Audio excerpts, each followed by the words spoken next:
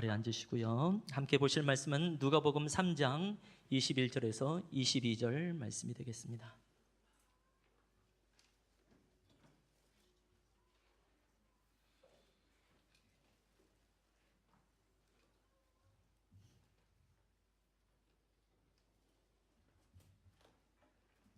누가복음 3장 21절, 22절 말씀입니다. 두 구절밖에 안 되니까요.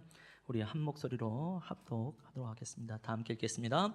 백성이 다 세례를 받을세 예수도 세례를 받으시고 기도하실 때에 하늘이 열리며 성령이 비둘기 같은 형체로 그의 위에 강림하시더니 하늘로부터 소리가 나기를 너는 내 사랑하는 아들이라 내가 너를 기뻐하노라 하시니라. 아멘. 우리 옆에 분의 얼굴 보고 한번 인사하죠. 하나님이 당신을 기뻐하십니다. 그리고 또 한 주간의 삶을 서로 한번 나눠보도록 하겠습니다. 일주일 동안 어떻게 사셨는지, 또 하나님의 은혜가 무엇인지 짧게라도 1분가량 서로 나누고 그 다음에 말씀을 함께 전하겠습니다.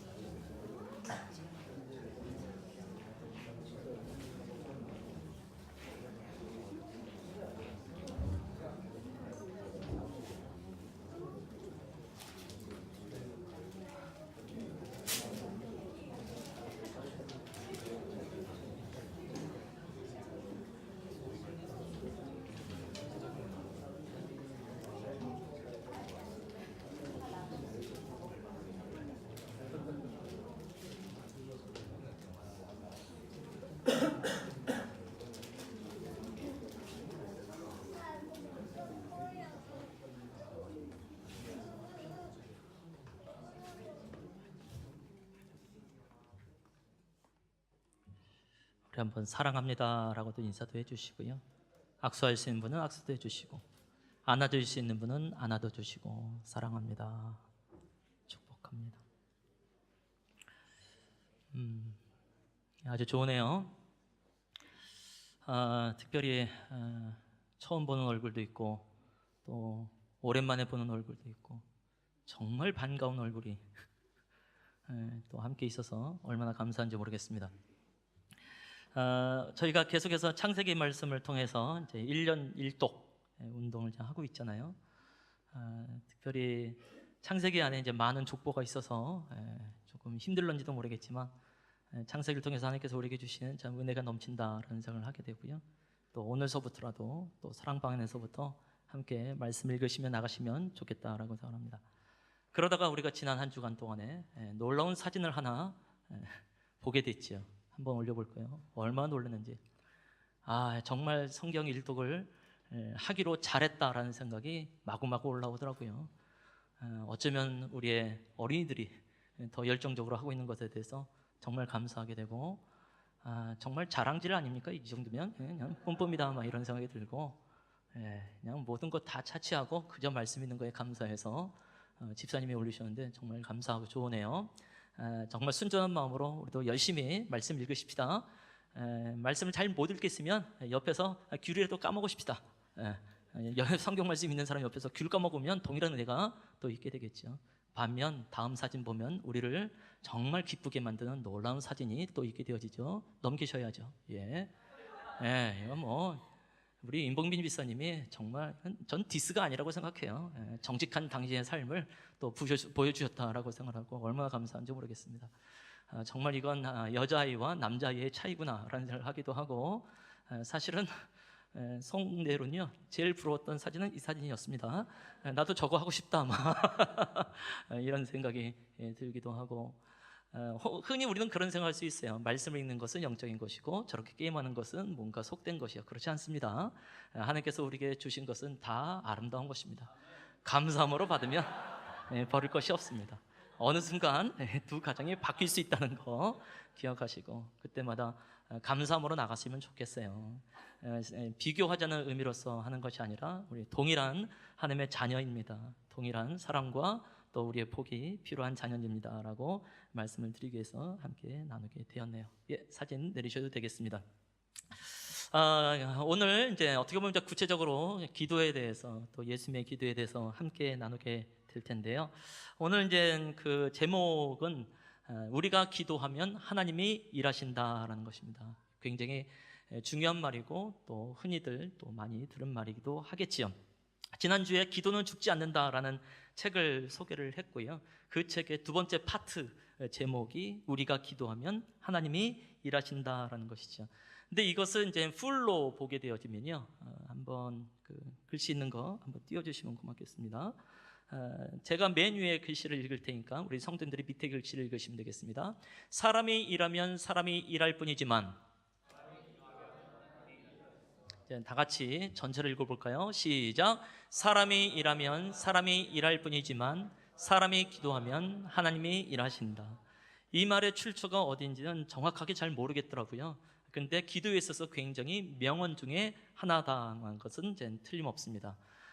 뭐 위에 있는 구절 뭐 당연하죠. 사람이 일하면 사람이 일할 뿐이다. 그러니까 어떻게 보면 거긴 오류가 있을 것이다. 어떻게 보면 실패가 있을 것이고 실수가 있을 것이고 아마 걱정이 될 거다. 즉 일이 안 될 거다라는 의미.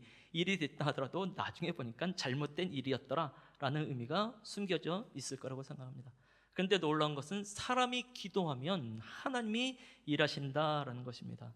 기도 아무나 하는 것 아니다라고 말씀을 드렸잖아요. 하나님의 은혜 속에 있을 때 기도가 이루어집니다. 그래서 사람이 기도한다는 것은 하나님의 인도하심, 하나님의 역사함이 그 안에 있게 되어지죠. 그래서 하나님께서는 일하실 수밖에 없는 것이죠. 일하시는 그 하나님이 완전하신 하나님이시기 때문에, 온전하신 하나님이기 때문에 우리가 잘 아는 대로 창조주이시고 주권자이시고 전지전능하신 하나님이시기 때문에 그 일이 온전하게 되겠죠. 혹시 그 과정에 있어서 나랑 안 맞는 일이 벌어진다 할 줄은 모르겠지만 결국 주께서 원하시는 주님의 뜻에 합당한 그 일이 이루어지게 될 거라고 믿습니다. 그래서 우리가 이 문장을 잘 기억하시면 좋겠고요. 묵상도 하시면 좋겠고 또 기도할 때마다 또 내 안에 어려운 일이 있을 때마다 이 문구를 잘 기억하면서 주 앞에 기도하는 지혜가 있으시는 성도님 되시기를 축원합니다. 아멘. 그래서 이제 기도는 죽지 않는다 이 책에서요. 이제 공동저자로서 이제 사모님이 자기가 어떻게 기도하는가에 대해서 좀 나온 게 있어요. 좀 구체적으로 나오게 되어지는데요. 한번 표를 이거인데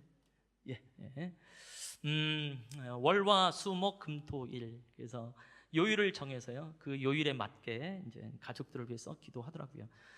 당신의 전체 가족이 아마 그 이름을 다 농명을 하면 한 30명 이상이 되는 것 같아요. 그래서 월요일은 이제 결혼 후가 되겠죠. 양가 부모님을 위해서 기도하고, 화요일은 오빠들과 그 가족을 위해서 기도하고, 수요일은 시동생과 아주버니를 위해서 기도하고요. 목요일은 동생들과 그 가족을 위해서 기도하고, 금요일은 외가와 고모댁을 위해서 기도하고, 토요일은 그 외 친척들을 위해서 기도하고, 그리고 일요일은 가족과 친척 중에서 예수님을 믿지 않는 사람들을 위해서 기도합니다. 전 설교 중에요 시동생이란 말이 나온다는 것이 얼마나 감사한지 모르겠습니다. 설교 중에 시아버니라는 말이 나온다는 게 얼마나 놀라운지 모르겠습니다.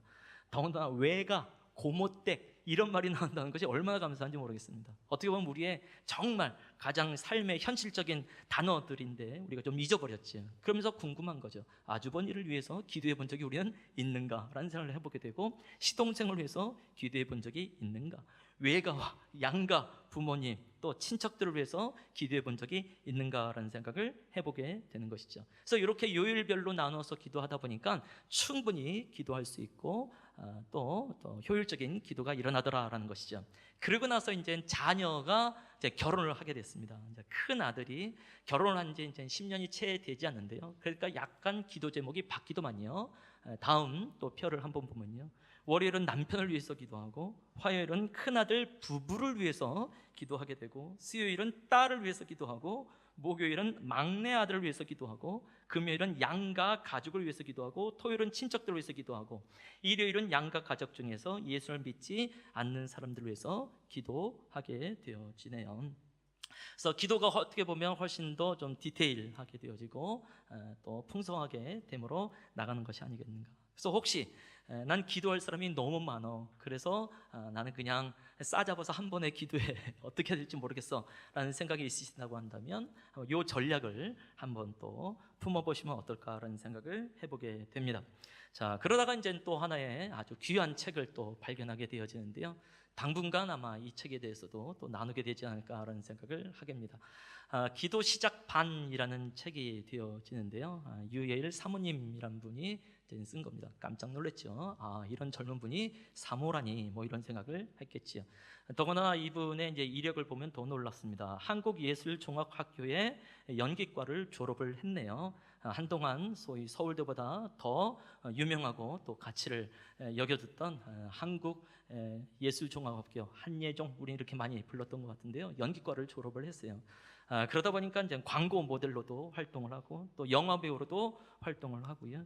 그 다음에 이제 그 그린민트라고 하는 어쿠스틱 밴드의 싱어송라이터로도 활동을 계속 했다고 하더라고요. 그런데 놀라운 것은 이제 사모님이에요.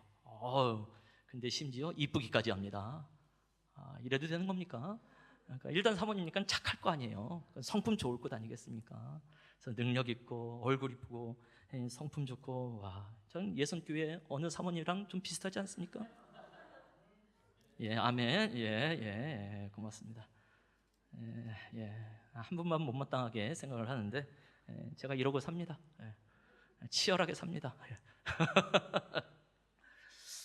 특별히 이제 기도에 좀 많이 힘썼던 것 같고요. 약 10년 가까이 기도에 대해서 강의를 했다고 하네요.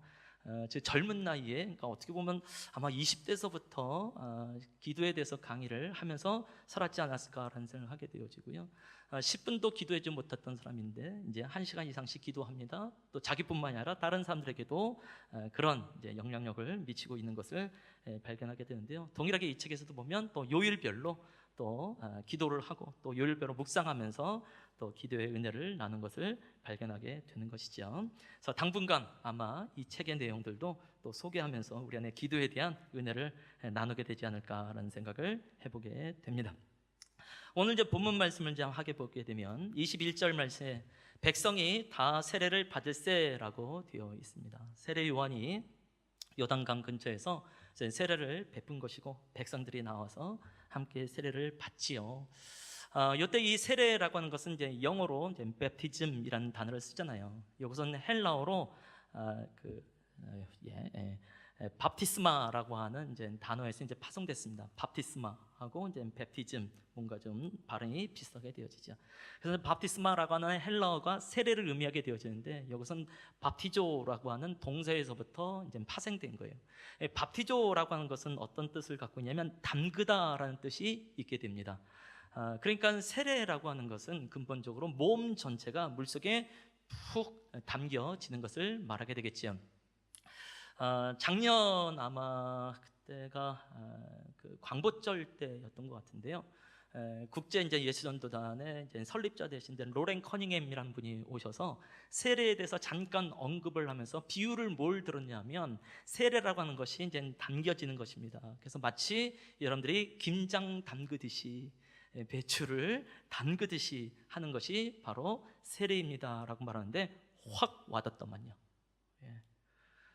그래서 우리가 이제 김장을 할 때 그 양념 안에 이제 푹 잠기게 하게 되고 그다음에 자작하게 된단 말이죠. 거기서 숙성되어짐으로 인하여서 진짜 제대로 된 그 맛있는 이제 김치가 나오지 않나라는 생각을 하게 되는데요. 마치 우리가 세례를 받는다는 것은 그 하나님의 은혜의 물속에 푹 잠겼다 나오는 것을 말한다라고 하는 것이 얼마나 저에겐 좀 잘 와닿는지 모르겠다는 말씀을 드리고 싶습니다.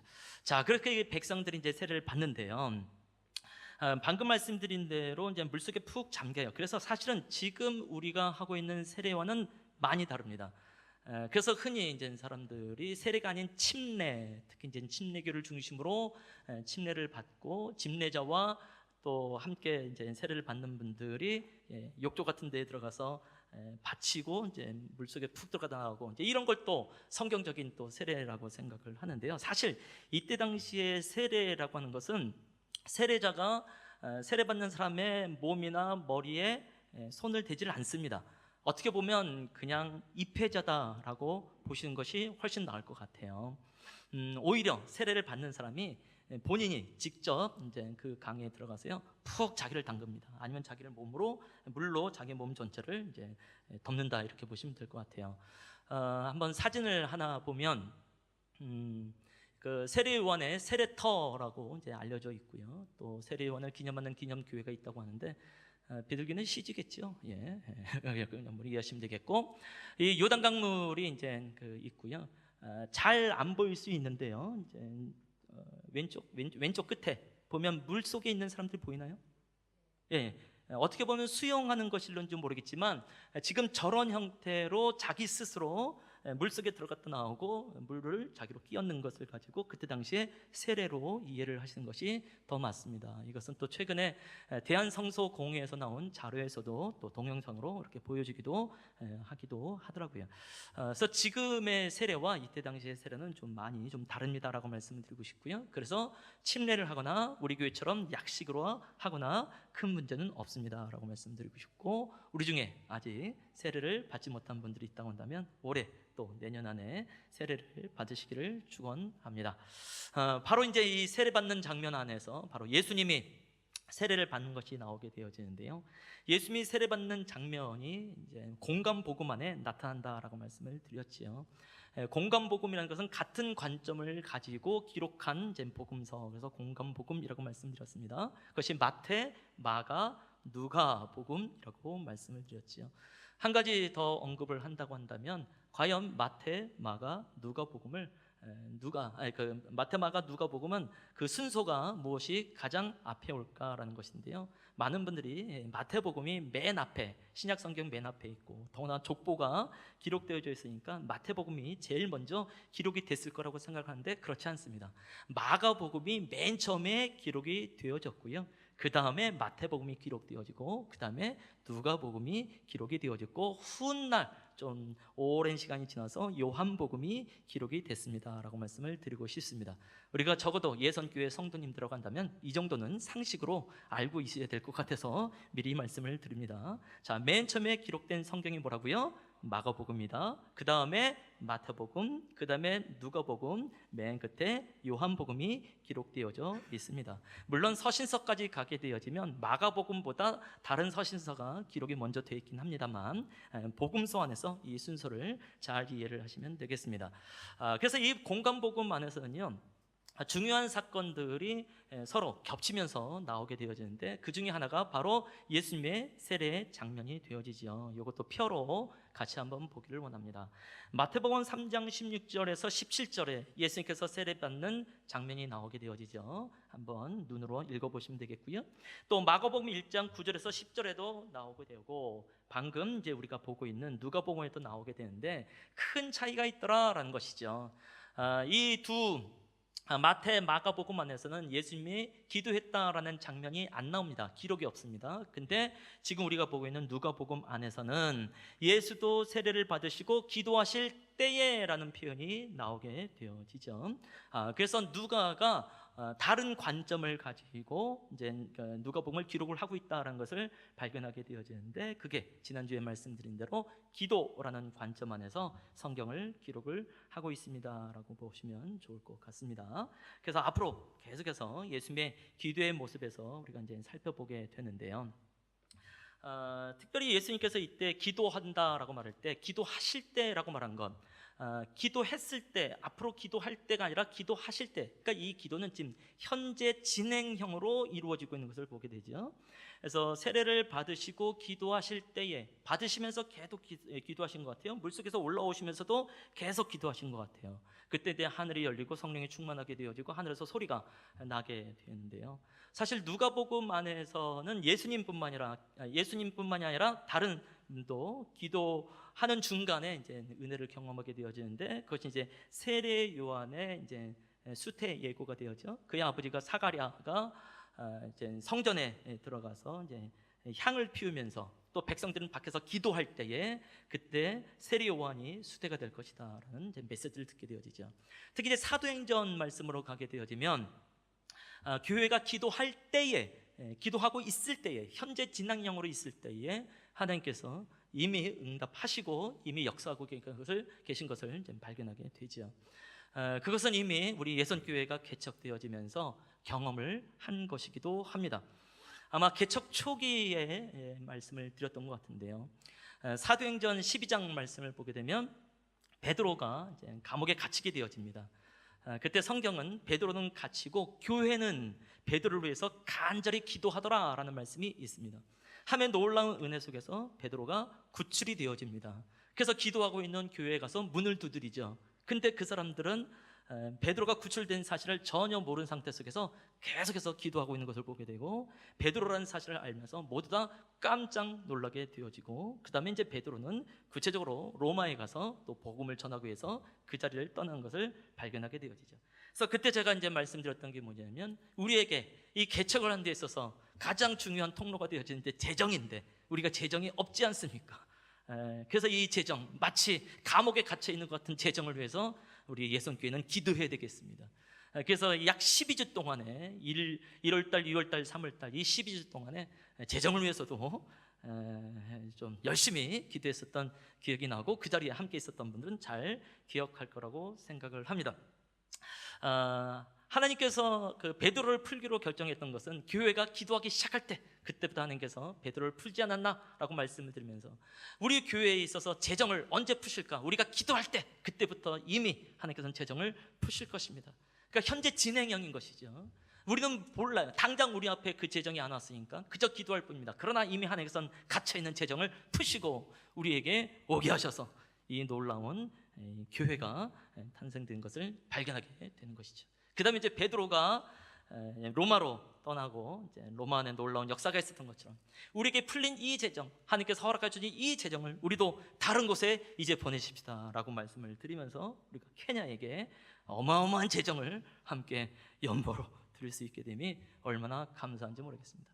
그래서 이미 예선교회도 현재 진행형 가운데 있는 기도 속에서 하나님께서 행하시는 그 은혜를 맛보기 때문에 잘 알 거라고 생각되어지고요. 우리가 기도하기 시작할 때 하나님께서 일하신다라는 것을 좀 기억하시면 좋겠습니다. 특히 기도는 죽지 않는다라고 하는 그 책에 있어서 중점적인 것은 믿지 않는 가족에 대한 믿음의 간구가 정말 많이 나오거든요.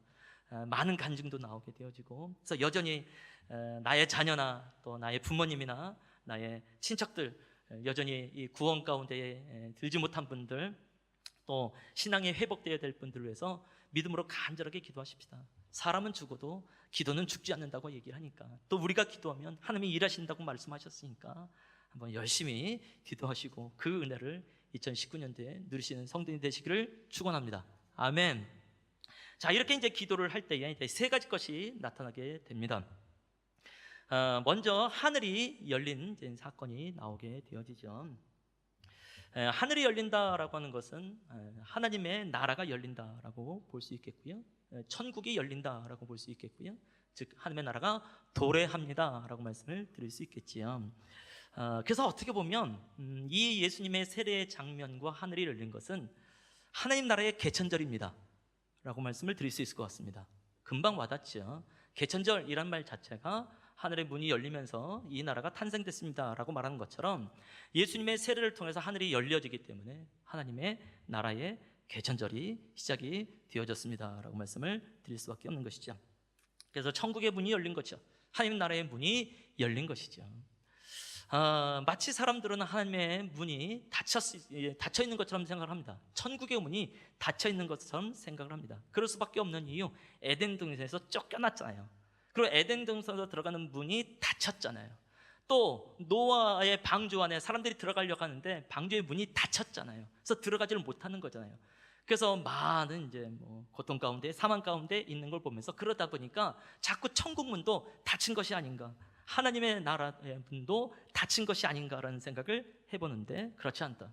그 전까지는 어떨는지 모르겠지만 적어도 예수님의 세례 다음서부터 하나님의 나라의 천국의 문은 열린 문입니다. 아멘. 우리도 동일하게 이 열림을 향하여서 신앙생활하고 예배하고 기도하는 분들이 되는 줄로 믿습니다. 그 이후로 예수님의 문은, 천국의 문은, 하나님의 나라의 문은 닫혀져 본 적이 없네요. 아마 그 열린 문을 통하여서 예수님께서 변화산상에 있을 때에 모세와 엘리야가 그 열린 문을 통해서 내려온 것이 아닌가라는 생각을 하게 될 정도이죠. 어찌 보면 그 열림을 통해서 예수님께서 승천하여 그 천국 가운데, 하늘나라 가운데 올라가신 것이 아닌가라는 생각을 하게 될 정도로 이 사건은 어마어마한 사건이 되어지고, 그래서 하늘나라의 개천절입니다 라고 말씀을 드릴 수밖에 없는 것이죠. 이미 우리가 이제 영신 예배 때 요한계시록 4장 말씀을 읽으면서 그때 4장 1절에 보라 하늘에 열린 문이 있는데 라고 말씀드렸죠. 동일하게 이제 같은 의미로 나타난다고 보시면 되겠죠. 그래서 이미 우리를 향해서 열린 문을 향해서 좀 믿음으로 나가시면 좋겠습니다. 자, 그러면서 여기서 이제 열린다라고 하는 것이 이제 같은 의미 속에서 마가복음에서도 나오게 되어지는데요. 마가복음 1장 9절에서 11절 그 밑에 보게 되면 곧 물에서 올라오실 때 하늘이 갈라짐과라고 되어 있습니다. 누가복음에서는 열린다라고 표현하고 있는데 마가복음에서는 이제 갈라진다라고 표현을 하죠. 이건 조금 더 정확하게 말한다면 찢어짐이라고 말하는 것이 훨씬 더 나을 것 같습니다. 예수님께서 세례를 받고 그 다음에 기도하시고 올라오실 때 하늘이 찢어진 것이죠. 마치 이것은 무엇과 비슷하냐면 예수님께서 십자가상에서 죽으셨을 때에 성전에 있었던 휘장이 위에서부터 아래로 찢어져 나갔죠. 그때의 이 갈라짐과 찢어진다는 것은 같은 단어가 되어지거든요. 그래서 찢어진 그 휘장을 통해서 지성소 안에 있었던 하나님의 영광이 성큼성큼 걸어 나왔습니다. 그래서 십자가에 달리신 예수 그리스도까지 임하게 되어졌고, 그 밑에 있던 백부장이 저는 실로 하나님의 아들이다 라고 말하면서 하나님의 영광을 받습니다 라고 작년 설교를 통해서 누누이 여러 차례 강조를 하면서 말씀을 드렸던 것이 기억이 납니다. 자, 그것은 어떻게 보면 하나님의 지성소라는 것이 하나님의 나라, 천국을 또 의미하게 되어지는 거니까, 새 예루살렘 성을 의미하게 되어지는 것이니까, 그래서 하늘이 열린 것과 같은 것이죠. 그래서 하늘이 갈라지고 하늘이 찢어진 것과 같은 상황이 되어지고, 그래서 사실 예수님께서 요단강에서 세례를 받으시는 것과 또 갈보리에서 십자가를 지는 것과는 좀 같은 상황이다 이렇게 볼 수도 있을 것 같아요. 왜냐하면 세례라는 것 자체가 죽는다라는 것을 의미하지 않습니까? 그래서 예수께서 실제로 십자가에서 죽게 되지만 그 모든 상징이 바로 세례 안에 있었다라고 보시면 되겠죠. 자, 그래서 어느 한 영화가 실제로 예수님께서 죽었을 때 하늘이 찢어지는 장면이 나오게 되고 소개하네요. 굉장히 유명한 Passion of the Christ. 사실은 이전까지는 이제 예수 영화가 나오게 되어지면 예수님께서 십자가에 주셨을 때 휘장이 찢어지는 장면들이 좀 나오고 그랬어요. 근데 이제 이 영화에서는 이제 하늘에서 눈물이 떨어지는 것이 나오겠죠. 그러니까 하나님 마음이 찢어진 것을 말하게 되어지고 하늘이 찢어진 것을 말하게 되어지죠. 어떻게 보면 예수님에게 있어서 세례라고 하는 것은 아까 말씀드린 대로 죽음입니다라고 말씀을 드렸죠. 그래서 이때 세례의 장면이 사실 우리한테의 개천절이지 예수님에게는 그냥 고난절이라는 것이 맞지 않는가라는 생각을 해보게 됩니다. 그러니까 예수님께서 세례를 받으실 때에 기도하실 수밖에 없는 그 간절함이 있겠죠. 왜 세례를 받고 있는가? 앞으로 내가 공생이라는 삶을 살게 될 텐데 나한테 어떤 일이 일어날 것인가에 대해서 나름 주 앞에 좀 간절하게 기도하는 마음으로 세례를 받은 것이 아닌가. 그때 하늘이 찢어지게 되어지면서 이제 천국문이 열리게 되어지는 그 역사를 보게 되어지고요. 우리가 그 예수 그리스도로 말미암아 그 천국의 삶이 무엇인지, 하나님의 나라의 삶이 무엇인지 알게 된 줄로 믿습니다. 아멘. 자, 그런가 하면 두 번째, 세례를 받고 기도하실 때에 성령이 비둘기 같은 형상으로 임하게 되어지죠.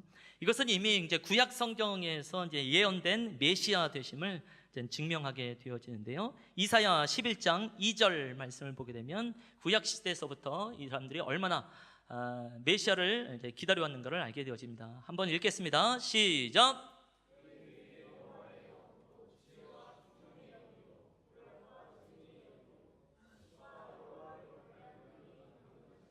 그의 위에, 메시아 위에, 그리스도 위에 여호와의 영이 임하게 됩니다라고 말하는 것이죠. 요한복음에서 보게 되면 세례 요한이 나중에 예수님의 세례의 장면을 목격한 것에 대해서 말하게 되어집니다. 나보고 세례를 베풀라고 하신 하나님이 어떤 사인을 나한테 줬냐면 누구든지 성령이 머물고 있는 그 사람이 성령으로 세례를 줄 사람이다, 즉 그리스도다, 즉 메시아다라고 말씀하셨다. 근데 내가 세례를 줬더니 바로 그 예수에게 성령이 임하더라. 그래서 내가 그 예수가 그리스도인들 메시아인 줄, 성령으로 세례를 베푸는 자인 줄 내가 알게 되었노라 라고 말하게 되어지는 것이죠. 그래서 이때에 예수께서 성령의 충만함을 입었다는 것은 메시아로서의 인정을 받았습니다 라는 말씀이 되는 거겠지요. 또한 이제 예수님께서는 성령의 충만함으로 살아가게 되고 성령의 인도함, 성령의 이끌을 받아서 살아가게 될 것입니다 라고 하는 것을 강조하는 것이겠죠. 그래서 실제로 누가복음 말씀 보게 되면 예수님이 성령을 따라서 사시는 것이 많이 나오게 되어지고, 특히 제2의 누가복음이라고 말을 해도 괜찮을 정도의 사도행전을 보게 되어지면 성령의 놀라운 역사, 성령의 행전이 기록되어지는 것을 발견하게 되는 것이죠. 자, 그래서 실제로 이 세례 장면은 보면 사도행전 2장에서의 아주 유명한 초대교회가 성령의 충만함을 얻는 과정하고 상당히 유사하게 되어지죠. 초대교회도 간절하게 기도하면서 성령의 충만함이 임하게 되지 않습니까? 그리고 이제 불의 혀에 갈라짐의 모습이 보였다라고 되어 있잖아요. 비둘기 같은 형체는 아니지만 불의 혀에 갈라지는 모습이 눈으로 보였단 말이죠. 그리고 급하고 강한 바람 같은 소리가 있었단 말이죠. 예수님께서 세례를 받으실 때 하늘에서 소리가 있었던 것처럼, 그래서 동일한 의미의 성령의 충만함이 사도행전에서도 기록이 되어지죠. 물론 이제 누가의 입장에서 보게 되어지면 예수님의 성령의 충만함보다는 사도들의 성령의 충만을 먼저 목격했습니다. 지난주에도 말씀드렸지만 누가는 이방인 출신입니다. 그러니까 예수님을 한 번도 그가 눈으로 목격해 본 적이 없단 말이에요. 오히려 사도들을 통하여서 예수님이 어떠한 분인가 들었던 사람입니다. 그래서 누가복음 1장 초반에 보게 되어지면 내가 여러 목격자를 통해서 알게 된 것을 내가 기록을 합니다라고 표현되어 있습니다. 목격자들에게 그 증언을 듣게 되어지고 인터뷰를 통해서 알게 된 정보를 가지고 기록을 하는 것이 누가복음이라고 보시면 되는 거거든요. 근데 사도행전에서 나오고 있는 사도들을 보니까 뭐 사도 바울뿐만 아니라 베드로를 비롯한 이 12제자들이 거의 예수님과 맞먹을 만큼의 이적과 기사를 행하게 되어지고 또 탁월한 가르침을 하게 된단 말이죠. 너무너무 신기한 겁니다. 어떻게 이러한 놀라운 가르침과 놀라운 이적과 표적이 나타날 수 있겠는가? 그런데 가만히 보니까 이들이 열정적으로 기도하고 있는 모습을 계속해서 보게 된 거죠. 특히 그러다가 사도행전 2장에서 기도의 힘쓰므로 말미암아 성령의 충만이 무엇인지 알게 되어지니까 이 누가에 있어서는 점점 기도의 그 의미가 무엇인지, 어떻게 보면 신앙에 있어서 가장 기본적인 밑거름이 본질적인 것이 기도인가 보다라는 생각을 하다가 많은 인터뷰를 속에서 바로 예수님께서도 세례를 받으셨을 때에 기도하셨다라는 얘기를 듣게 되어지고 그것을 기록을 하게 된 거죠. 물론 마태에 있어서 마가에 있어서 예수님께서 기도했다라는 것이 그렇게 중요하게 여겨지지 않았던 것 같아요. 그래서 기록이 안 되어 있습니다만 그것은 그 누가가 이제 기도했을 거다라고 추측으로 말한다기보다도 예수님께서는 분명히 세례를 받으실 때 기도하신 것이고, 그러나 마태와 마가는 썩 중요하게 여기지 않기 때문에 기록이 안 하는 것이고, 그다음에 누가가 함께 기록을 하면서 나갔습니다라고 보시면 되겠습니다. 그래서 예수님의 이 성령의 충만함, 성령을 따라서 역사하시는 그 은혜는 바로 이 기도라는 밑거름이 있었다는 것을 우리는 기억할 필요가 있겠다는 것이고, 동일하게 우리도 어떻게 성령의 충만한 삶을 살아갈까요? 그것은 기도하지 않고는 이루어지지 않습니다. 사실 예수님께서는 그냥 성부, 성자, 성령의 하나님과 그냥 일치되시는 분이잖아요. 그래서 굳이 성령의 충만함이 필요한 분이 아니지 않습니까? 그럼에도 불구하고 기도하면서 성령의 충만함을 받았다고 한다면 우린 진짜 기도가 간절하게 필요하고, 그때 비로소 성령의 충만함과 성령의 이끌림을 받아서 살아가게 되어지고 그 기도의 역사가 무엇인지 알게 되는 줄로 믿습니다. 그 다음에 세 번째가 하늘로부터 소리가 들렸습니다. 너는 내 사랑하는 아들이라, 내가 너를 기뻐하노라 라고 말씀하셨네요. 그러니까 성령이 충만하게 임하게 되어지면서 이제 메시아로서의 정체성이 드러날 뿐만이 아니라 이제는 하나님의 아들로서의 정체성이 드러나게 되어지네요. 어떻게 보면 하나님의 아들이라고 되어지는 것은 이제 관계성이라고 볼 수도 있겠습니다만, 이 모든 것도 동일하게 이제 세례 이후에 나타나게 되어지는데요. 여기서 이제 놀라운 표현이 뭐냐면, 이제 우리가 이제 그 모니터상에서는 23절이 이제 기록이 안 돼 있는데, 이제 각자 가지고 있는 성경에서 한번 보시면요, 누가복음 3장 22절에 너는 내 사랑하는 아들아, 내가 너를 기뻐하노라 다음에 바로 나오는 구절이 있어요. 일단 23절 말씀을 같이 한번 읽어볼까요? 시작. 예수께서 가르치심을 시작하실 때에 30세쯤 되시니라. 사람들이 아는 대로는 요셉의 아들이니. 그래서 요셉의, 여기까지만요. 요셉의 아들로서 표현이 되어져 있어요. 그 다음에 24절, 25절에서 38절까지 갑니다. 그래서 요셉의 위는 헬리오라고 했잖아요. 위는 누구요? 위는 누구요? 위는 누구요? 계속 나오는데요. 38절 마지막에 한 번 더 나옵니다. 시작. 그 위는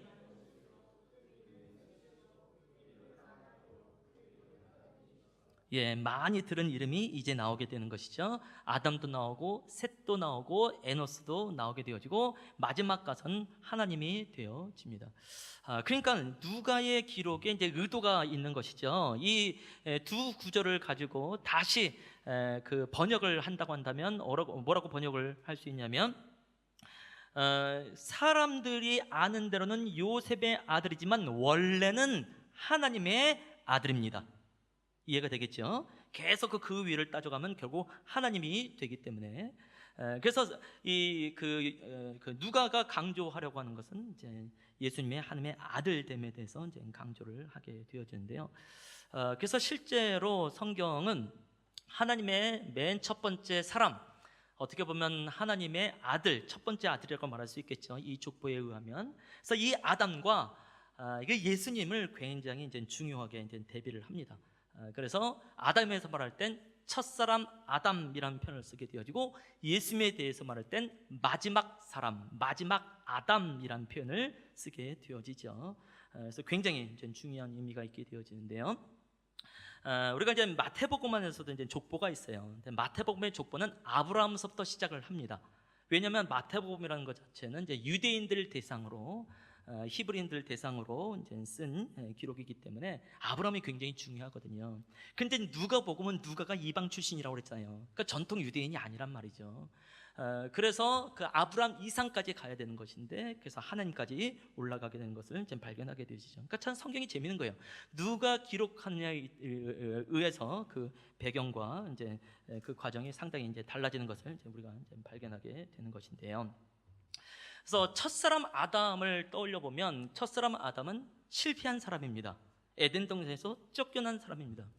그러면 마지막 아들, 마지막 사람, 아담과 비교되어지는 바로 이 예수는 어떠한 사람인가에 대해서 이제 누가가 이제 강조를 하는데요. 그 이제 4장으로 넘어가게 되어집니다. 4장은 유명한 예수님이 광야에서 사단에게 시험을 받는 장면이 나오게 되어지죠.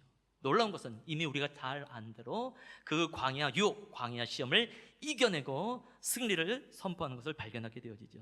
그래서 예수님께서는 아담처럼 실패하지 않았습니다. 예수님은 하나님의 아들인데 마지막 아담이 되어지는데 예수님은 승리하신 분이십니다 라고 누가가 선포하면서 말하고 있는 것이죠. 실제로 예수님께서 광야에서 시험받은 사건과 그 다음에 이제 또 아담과 하와가 에덴 동산에서 시험받은 사건은 상당히 유사하게 나오지죠. 오늘은 표가 굉장히 많이 있는데요. 광야에서 누가복음 4장에서 받은 것이 나오고 또 에덴에서 또 아담과 하와가 이제 유혹받은 것이 나오게 되어지죠.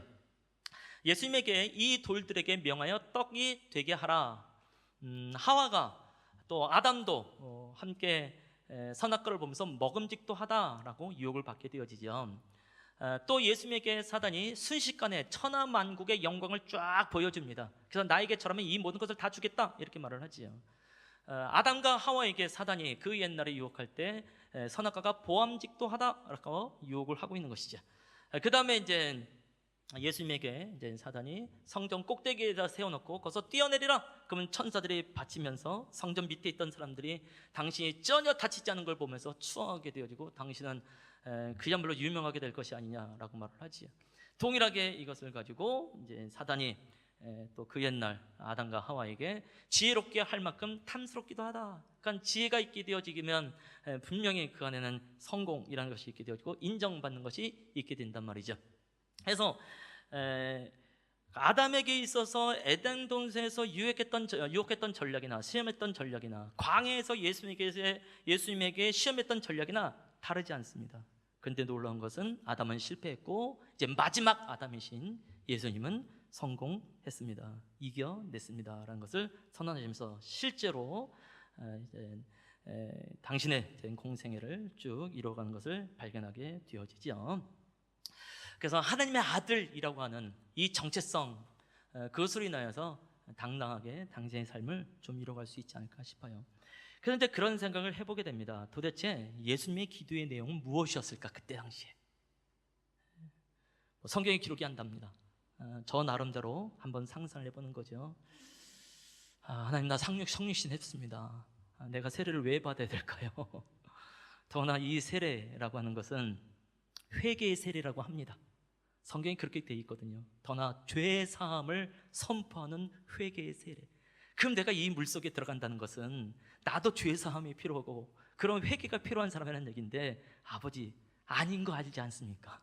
내가 이미 아버지의 영광 가운데 있었던 사람이고 하나님과 본체였던 존재였었는데 내가 왜 또 이 물속에 들어가야 됩니까? 근데 들어가야 되는 이유가 있네요. 그렇지 않고서는 이 인류를, 그렇지 않고서는 하나님의 창조물을 회복할 수 없는 줄 알기 때문에 내가 죄인이 되어져서 죄인인처럼 연기하면서 내가 한번 들어가 보겠습니다. 한번 죽어보겠습니다.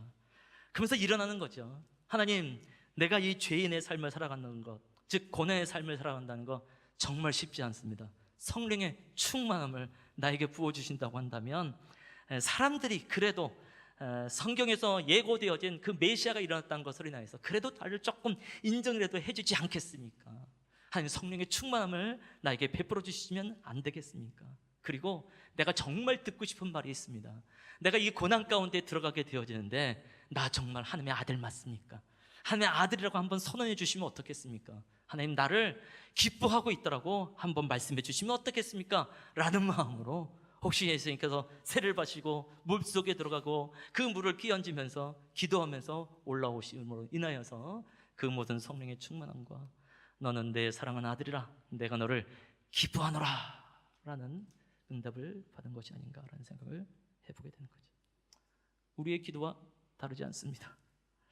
우리는 어떻게 하늘의 열린 문을 발견하고 열린 문을 향해서 나갈 수 있을까요? 기도하지 않으면서 그 열린 문을 과연 우리가 발견할 수 있을까요? 이미 열려져 있는 문을 향해서 우리는 열어달라고 떼쓴다고 한다면 얼마나 어리석은 기도인지. 예수 그리스도로 말미암아 하늘의 문은, 천국의 문은, 하나님의 문은 이미 열려 있는데 그 열린 문을 향해서 믿음으로 나가야 될 텐데 그것을 알 수 있는 것은 기도라는 사실을 알게 된단 말이죠. 또한 우리가 성령의 충만함으로 말미암아 그리스도에게 있는 이 고난도 우리가 극복하면서 나가야 될 텐데, 그래서 기도할 때에 비로소 성령의 충만함으로 살아가는 것이 무엇인지 알게 되겠지. 무엇보다도 우리도 그립지 않습니까? 하나님, 나 하나님의 자녀 맞습니까? 나 하나님의 아들, 하나님의 딸 맞습니까? 여전히 우리가 신앙생활을 하고 있음에도 불구하고 나 어둠의 자식 아니야? 이런 생각하는 사람들이 있잖아요. 나 사탄의 자식 아니야? 이런 생각하는 사람들이 있잖아요.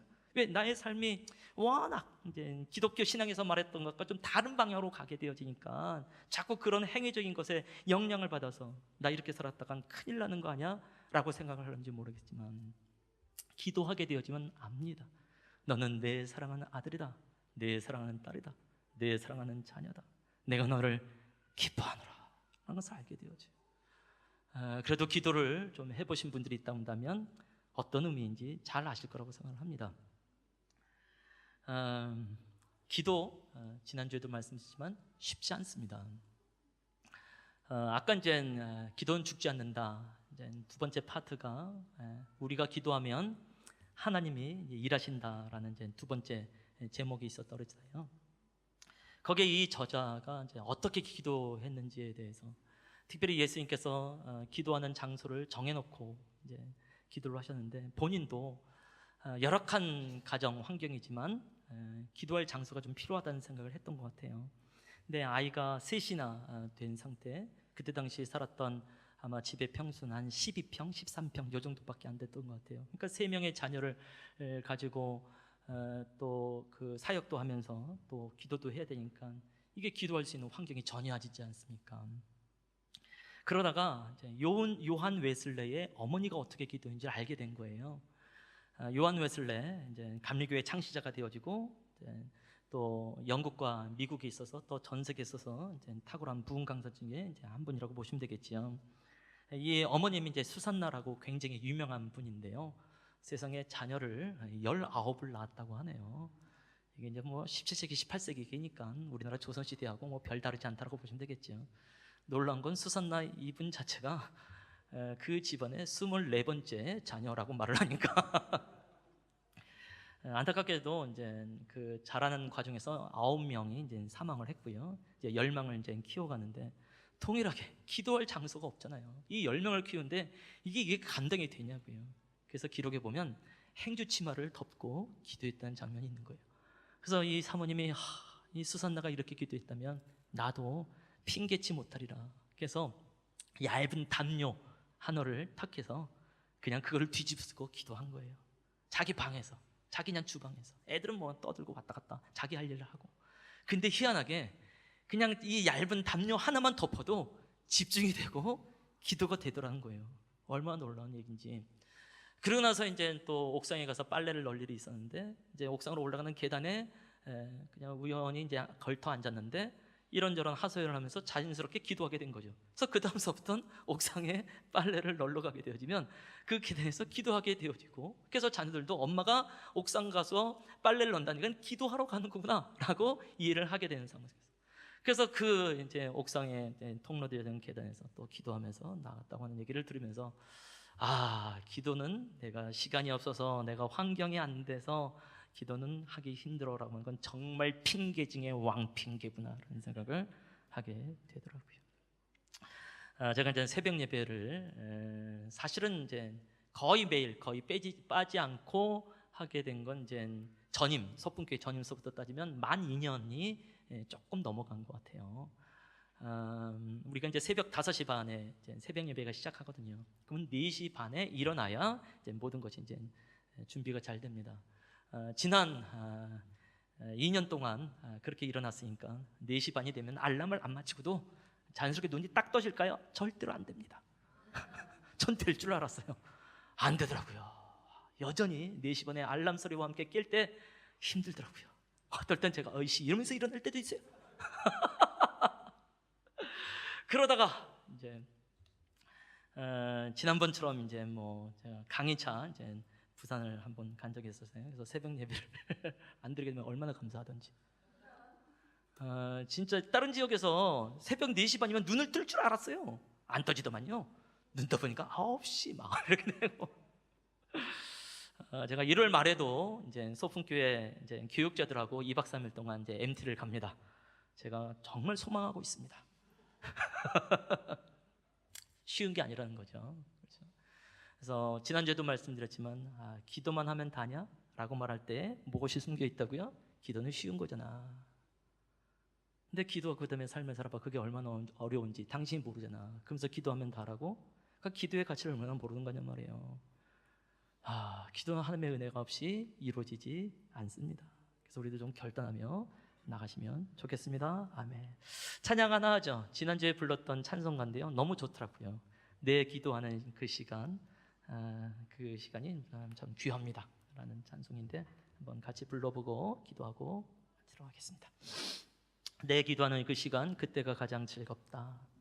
이 세상 근심 걱정에 얽매인 나를 부르사 내 진정 소원 주 앞에 낱낱이 바로 아래요 큰 불행 당해 슬플 때 나 위로받게 하시네. 함께 찬송하죠.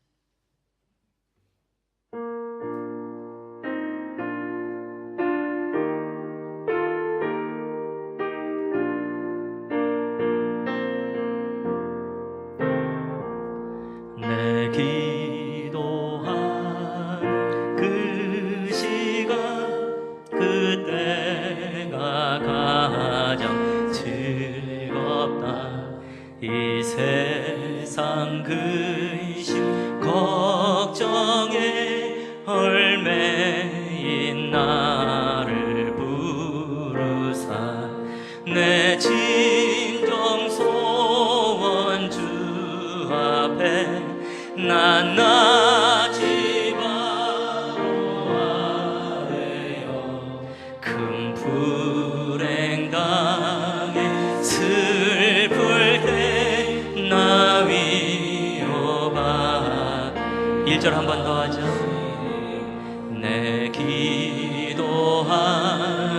그 그때가 가장 즐겁다.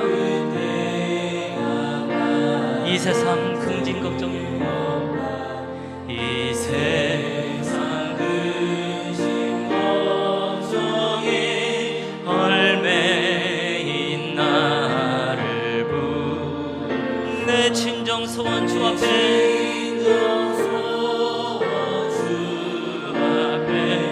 낱낱이 바라와요. 큰 불행 당해 슬플 때 나 위로받게. 1절 한번 더 합니다. 내 기도하는 그때가 가장 즐겁습니다.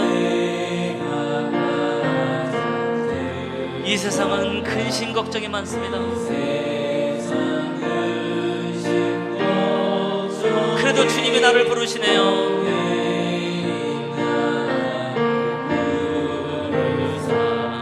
내 진정 소원 주 앞에 낱낱이 바로하래요. 큰 불행 당해 슬플 때 나 위로받게. 내 진정 소원 주 앞에, 내 진정 소원 주 낱낱이 바로하네요.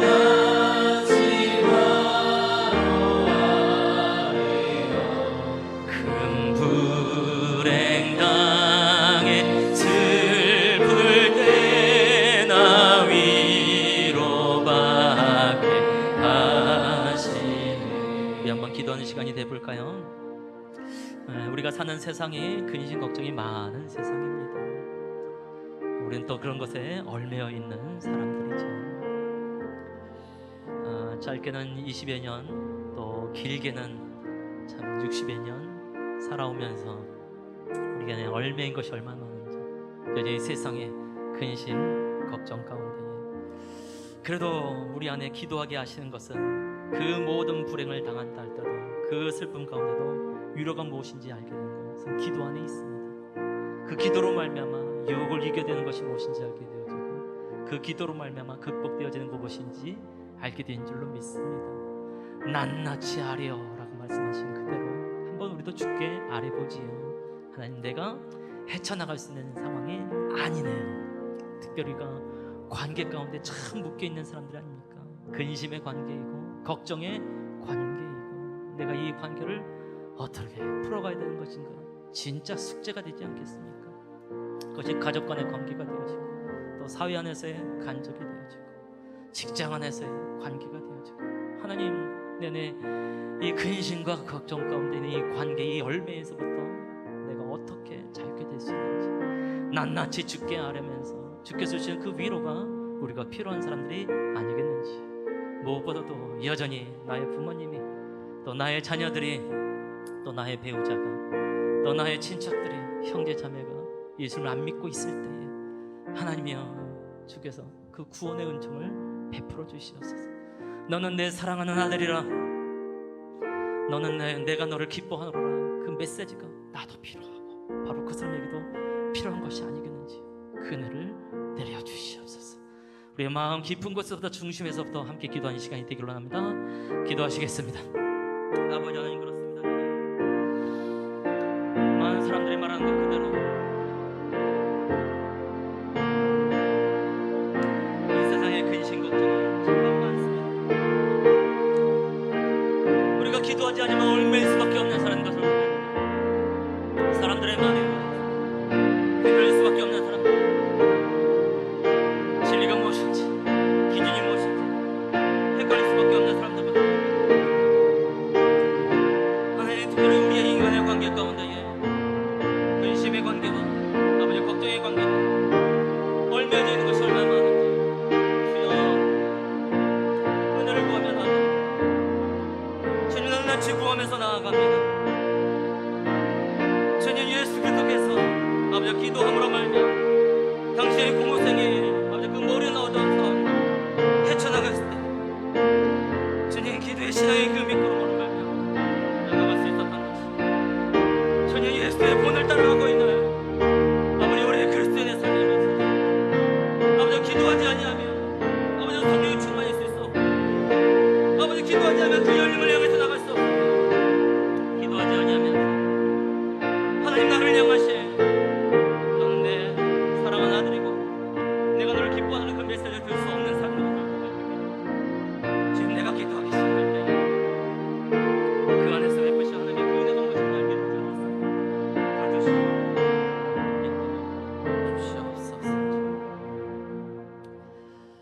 하나님이여, 우리 아버지가 되심을 위해서 감사를 드립니다.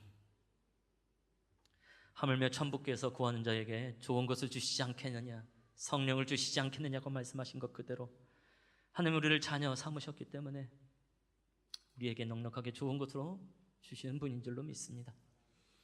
하나님, 그 모든 통로가 기도라는 것을 알게 되어지네요.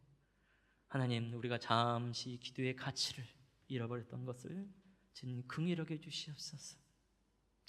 기도하지 아니할 때 우리의 세상 근심과 걱정에 얽매일 수밖에 없는 것을 알게 되어지면서 예수님의 삶의 놀라운 지혜, 그 전략을 아버지 우리가 온전히 배우며 또 일어날 수 있도록 인도하여 주시옵소서. 여전히 우리에게 기도하는 게 쉽지 않습니다.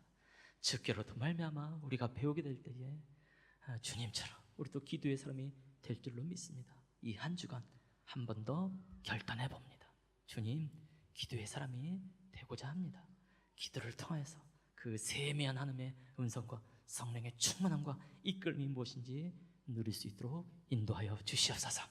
지금은 우리 주 예수 그리스도의 은혜와 하나님 아버지의 사랑과 성령의 교통, 그 사귐, 인도하심의 역사가 오늘 주님 앞에 기도하기로 결단하는 우리의 예선교회 성도님들, 또 그 가정, 일터와 이 나라와 민족 위에 이제로부터 영원토록 함께 있을지어다. 아멘.